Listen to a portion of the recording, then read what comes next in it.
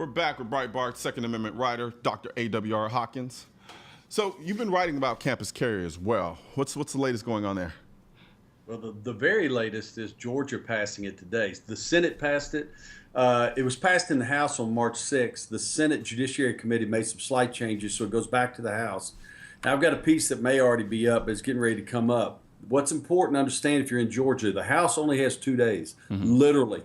They have until midnight Thursday. That's it. So you need to call your reps, your state reps, be polite, but in a polite way say, hey, support this or we're going to vote you out. Don't leave any doubt that you're going to vote them out. Absolutely, absolutely. I the concept of campus carry, I don't understand how that be so far gone to some people. I remember me and my mentors, we got into a back and forth about it. And he had a kind of antiquated perspective about it. And I'm like, well, I was just in college, so I think I'm in a bit of a better position to kind of speak on campus carry and the way things go down. And I pointed out they found a mom in Ohio when Ohio passed it, and the mom had moved to Ohio from Connecticut, and she said I don't see any justification for guns around schools. She talked about how Sandy Hook had just devastated her, and I'm sitting here going, where's the disconnect? The reason Sandy Hook happened is there were no guns in school. The teacher and the administration had to sacrifice their bodies to protect those kids, their lives, not just their bodies. I mean, I'm like you. Where's the disconnect here? I mean, I don't get it. I think it may be willful because, I mean, even if you really think about it, they say things like we don't need to have guns around school, as if this guy, I almost said his name because I make a point not to say their names. He didn't walk into school carrying his firearm because campus carry was allowed. He was breaking every law you could possibly imagine when he did what he did. And so the idea that we're going to be able to prevent that or stop that by creating more laws is, like you said, there's a disconnect there that kind of almost screams up until the point of kind of a mental disability in some sense, because that's a complete runaway from logic that I honestly can't wrap my head around after a certain point. I agree with you. I'm trying to form the habit. I didn't start trying until about a year and a half ago, but I don't mention their names anymore either. Now I'll refer to them as animals. Gotcha. And I call the guy that attacked Sandy Hook, that's all he was, an animal. Yeah. I only regret that he was able to shoot himself, that law enforcement didn't just get to cut him in half. I regret that. But, when you put a crowd of people anywhere, and you let it be known that there are no guns for defense, you invite these people because these kind of animals prey on the weak, and you can't be weaker than being unarmed in today's society. You know what's so sick about the way the other side kind of approaches, and I mean the extreme anti-gunners will approach what you just said about that particular animal. I'm going to take a page out of your book. Is they'll look at you as being evil. Like, why would you wish that upon someone else? And I'm like, well, that's because you all spend so much time trying to demonize us and impart a level of apathy with respect to the kids that died in that school, that you can't understand the level of anger we also feel as a result of putting people in a position where they don't have the means to defend themselves from said animal. And so, you're exactly right. You're giving voice to something that people don't give voice to a lot. And I appreciate what you're saying. And I do feel that. I feel what a buddy of mine calls righteous indignation. Yeah. And he says we can never get rid of that. And the left wants to push that down. They want to teach us to be almost devoid of emotion when it's the right time to be emotional. We should be indignant. We should hate the people that carry out acts, whether it's Orlando Pulse, San Bernardino, Sandy Hook, Virginia Tech, wherever it is. We should hate those people for what they did. That's my opinion, and I do. But more than that, I hate the loss that people suffered, and they suffered it because of policies that kept them unarmed. That's just not American. I'm sorry, it's just not. And I don't see how people can't see that. I mean, I'm not going to say, I'm not going to say people. I'm going to say the people on the other side advocating against the Second Amendment in that sense, because I think look, you know what? Initially on the surface, I get it. If you don't follow the gun debate, if you're not into firearms, and you hear someone advocate, people have always asked me, well, Collins, you're always talking about how bad this law is, how bad that law is, and so forth and so on, why this won't work. Tell us what will work. All right. I was like, get rid of gun-free zones. And there's like, that's appalling. What? Just why would you do that?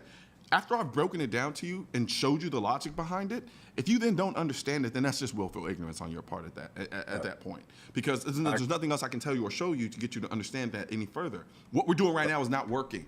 It's not. Right. It's just not. And it's proven it's not just at schools, it's at movie theaters. Yep. See, do you ever notice when they keep going back to Aurora, it's always one of their go-to examples. They never mention it was a gun-free zone. They don't do the thing about the Lafayette Theater where Amy Schumer's movie was showing. She launched her whole gun control movement on that theater. Wants more gun control, doesn't want to back up and go, wait, what is the one common thread in all these shootings? Oh, the gun-free zone. Exactly. And so, but to your earlier question, I want to say with campus carry, besides Georgia considering it now, Arkansas on March 22nd, the governor signed that. I love to see that because that tells me there's another state where people don't have to be victims. Yeah. It puts flesh and blood on what you and I are talking to. I mean, let's just be real. I went to a school that was in a pretty shitty area when I was in college. I remember walking back from the library late at night. I remember having to essentially understand that if something were to happen, my only recourse or options were to run, fight, or push that call button. That's going to take me another 15 minutes, which brings me back to either running or fighting. And at that point, maybe I'm in a better position to deal with something like that. But what about people who are more vulnerable, who are also at the same library going home at the exact same time? Right. And there were plenty of times where I've encountered people who are a little bit suspect, who made me kind of question or gave me pause, and maybe they didn't really get that aggressive towards me because they kind of looked at me as being able to handle myself a little bit better than someone else, or didn't see me as an overt victim. But at the same time, to ignore that fact and to act like a lot of these schools are placed in areas that aren't the greatest. That's kind of common in a lot of universities. So from that standpoint, to just completely rule out the idea of allowing grown-ups, we're not talking about high school kids, we're talking about adults here, and deny them the ability to carry a gun in a place that they live. Right. That to me is insane. Right. And I wrote a piece. I can't remember the law professor's name.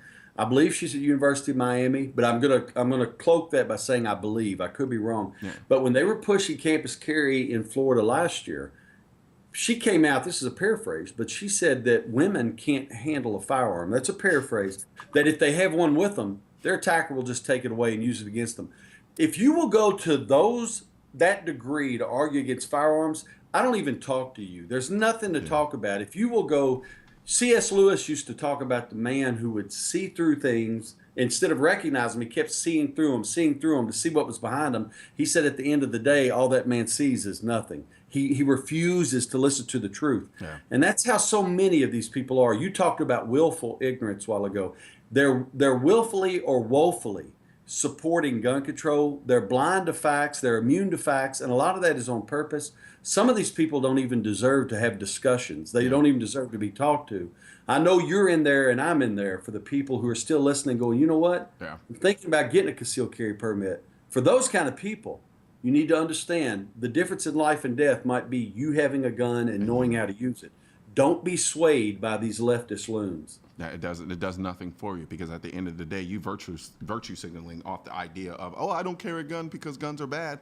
Yeah, right. When you find yourself in a position where you need one, what has that done for you? Right, exactly.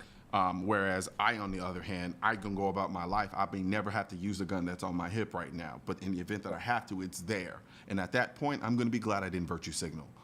Right, I'm with you.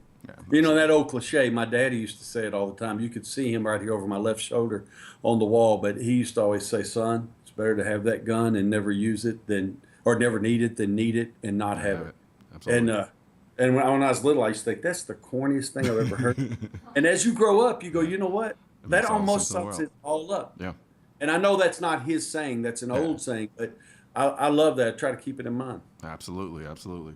Well, there was another awesome, invigorating conversation with you as always. Much appreciated. So I look forward to having you back on the show sometime soon. Oh, thank you. Great to be with you as always. Have a great day. Absolutely, man. You take care.